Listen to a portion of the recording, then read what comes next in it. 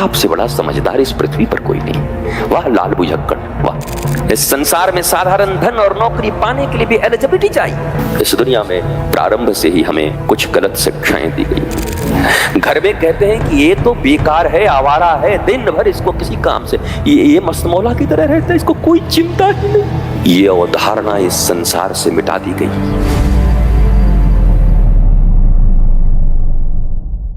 कि चार चीजें बहुत जरूरी हैं। आप किसी एग्जाम में जाते हैं तो बोलते हैं ये पेपर लेके आना। इंटरव्यू में जाते हैं ये पेपर लेके आना। महाप्रभु भी घोषणा कर रहे हैं कि अगर इस मार्ग में आने की थोड़ी भी इच्छा है तो चार चीजें लेके पहले आना। बोला क्या? तृणादपि सुनीचेन, तृण से भी अपने आप को तुच्छ समझो।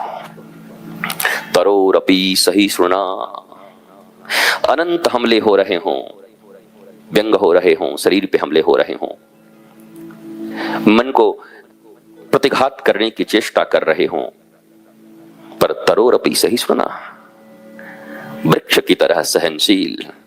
तुम डंडे मारोगे हम फल देंगे, तुम पत्थर चलाओगे हम आम देंगे। हम गब्बर सिंह नहीं हैं या हम बीरू नहीं हैं कि गब्बर तुम एक मारोगे तो हम तीन मारेंगे। महाप्रभु कहते हैं तुम पत्थर मारोगे तो हम तुम्हें आम देंगे, फल देंगे। तरोरपि सहिष्णुना, अमानी न मान देना। स्वयं अमानी होकर जो मान के उपयुक्त नहीं भी हैं, तुम्हारी दृष्टि में उनको भी मान देना। स्वयं अमानी रहते हुए लोगों को मान देना। कीर्तनिया सदाहरि, और सदा उन हरि के स्मरण। कीर्तन, कीर्तन शब्द का अर्थ आपको पहले बताया। कीर्ति और तन की विस्मृति होती है तो कीर्तन सहज भाव से भीतर घट उठता है। कीर्तन करते नहीं, आओ कीर्तन करते हैं। करोगे क्या? कोई हल चलाना है, ट्रैक्टर बनाना है, कीर्तन करोगे। ढोल पीट सकते हो, खोल कर ताल पीट सकते हो, पर कीर्तन शब्द की व्याख्या, आंतरिक व्याख्या बहुत सहज और सरल है। जब मनुष्य के कीर्ति, कीर्ति का अर्थ है उपाधि, सरनेम, पदवी, मैं कौन हूं। यद्यपि एक तरफ घोषणा होता है कोहम, मैं कौन हूं, ये तो वेदांत का सूत्र भी है। और एट प्रेजेंट मैं कौन हूं, ये हमारी दुर्गति का भी सूत्र है। अगर प्रेजेंट में मैं जो हूं उससे मैंने याद किया मैं कौन हूं, LLB और ये वो बढ़ाना ठिकाना हो के काम से। The beginning of real spiritualism, who am I? That means मैं एक शुद्ध बुद्ध चैतन्य आत्मा हूं। कर्म की दृष्टि से विभाग हैं। तुम्हारे सुखी होने में, आनंदित होने में किसी चीज की आवश्यकता नहीं इस दुनिया में। तुम पूर्ण हो क्योंकि पूर्ण के ही अंश हो। परंतु जब कर्म क्षेत्र में होते हो तो चीजों की जरूरत पड़ती है। लेकिन कैसी दुविधा है कि कर्म करने निकलते हैं और अपने मौलिक स्वरूप के आनंद को खो देते। उस मौलिक स्वरूप के आनंद को स्थित रखते हुए गीता में भगवान श्री कृष्ण ने कहा कि पहले योग में स्थित होकर के तब कर्म करने निकलो। हम सारा उल्टा पुल्टा कर्म करके अब योग करने निकले। गीता से बिल्कुल उल्टा। योग में स्थित हो तब कर्म करने निकलो। श्री कृष्ण, हमने सारे कर्म कुकर्म सब कर लिए, खटकर्म, अब योग करने निकले। क्योंकि बिना योग में स्थित हुए जितने भी कर्म, योग का सीधा अर्थ है उस परमात्मा के साथ तुम्हारा मिलन, एक आत्मबोध। गोस्वामी जी के अनुसार ईश्वर अंश जीव अविनाशी, मैं उन्हीं का अंश हूं, वही हूं। अब जो भी कर्म होंगे फिट, अच्छे होंगे, कोई चिंता का विषय नहीं। लेकिन योग में स्थित हुए बिना, श्री कृष्ण के साथ अपने संबंध को डिफाइन किए बिना, रिकॉग्नाइज किए बिना, एक्सेप्ट किए बिना जो भी कर्म करेंगे वो सब खट कर्म होंगे। वो सब आपको वही जो मैं कहता हूं डिप्रेशन की गर्त में ले जाएंगे। तनाव, दबाव, ये सारे गर्त तुम्हारे इसीलिए हैं कि तुमने पहले योग नहीं किया। तुम होना चाहते हो, कुछ होने की जरूरत नहीं है। जो होना था, कबीरदास ने कह दिया कि हरि कृपा तब जानिए तब दीन मनुज अवतार। कबीरदास ने अवतार कह दिया आपको, अब क्या चाहिए बताओ। अब तक तो हमने सुना था भगवान ही अवतार लेते हैं, कबीरदास ने तुम्हारे लिए इतनी बड़ी बात कह दी कि तुमने भी अवतार ले लिया है। हरि कृपा तब जानिए जब दीन मनुज अवतार। तुम अवतार हो, आनंदित हो, प्रसन्न हो। मुझसे अगर कभी कोई बात करे तो पूछे कि मुझे भक्ति करने के लिए क्या करनी चाहिए, तो मेरा पहला प्रश्न होगा आनंदित हो कि नहीं। बोला गुरुजी पूर्णानंद में हूं। बोला अब काहे को भक्ति का भूत सवार है ऊपर में। भक्ति का परिणाम ही है पूर्णानंद। श्री कृष्ण राधे राधे जपो चले आएंगे बिहारी। राधा का अर्थ है भक्ति, भक्ति, भक्ति। श्री कृष्ण प्रेम की अविरल धारा, भक्ति। और जब श्री कृष्ण रूपी नंद घर आनंद भयो तुम्हारे हृदय में विद्यमान हो गए, तुम्हारे जीवन में आनंद ही आनंद है, अब भक्ति का भूत क्यों तुम्हारे ऊपर सवार है? क्या इस आनंद से सुखी नहीं हो? इसको थोड़ा कम करना चाहते हो?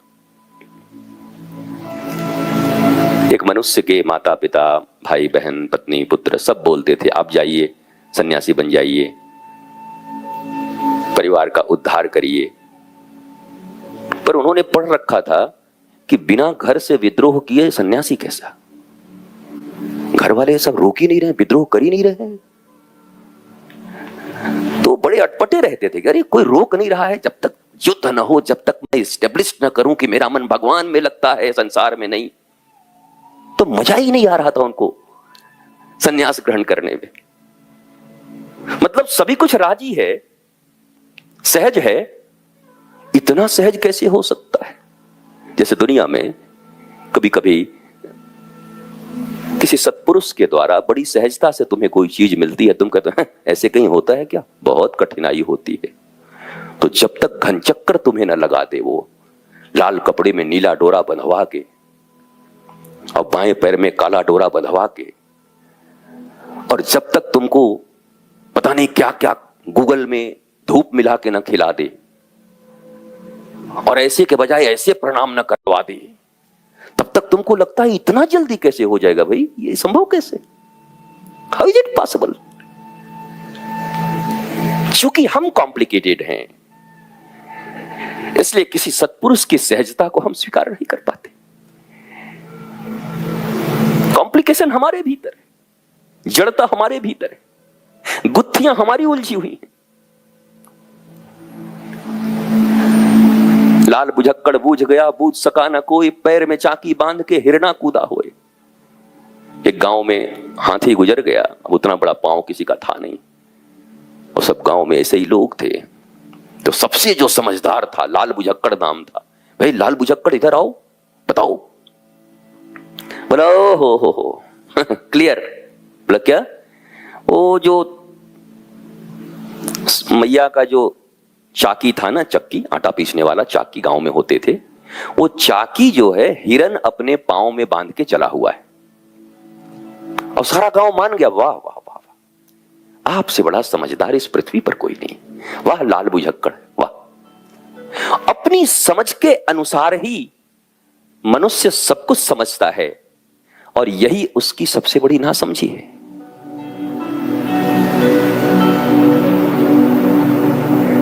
तुम्हारा योग जब तक श्री कृष्ण से नहीं हुआ है, तब तक तुम्हारी समझ बहुत कंजर्वेटिव है, तो बहुत क्षुद्र,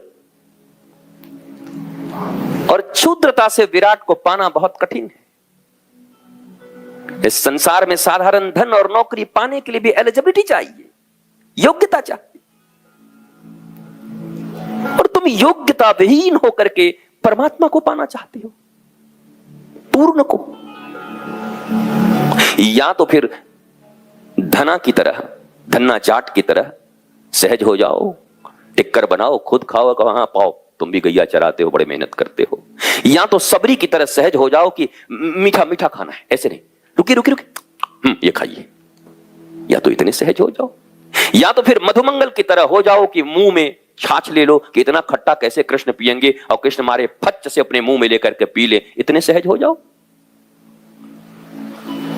बट कॉम्प्लिकेशन है इस दुनिया में। प्रारंभ से ही हमें कुछ गलत शिक्षाएं दी गई हैं। एक हंसते हुए मनुष्य को बहुत कम लोग देखना चाहते हैं, सारी दुनिया विरोधी हो जाएगी। घर में कहते हैं कि ये तो बेकार है, आवारा है, दिन भर इसको किसी काम से, ये मस्तमौला की तरह रहता है, इसको कोई चिंता ही नहीं।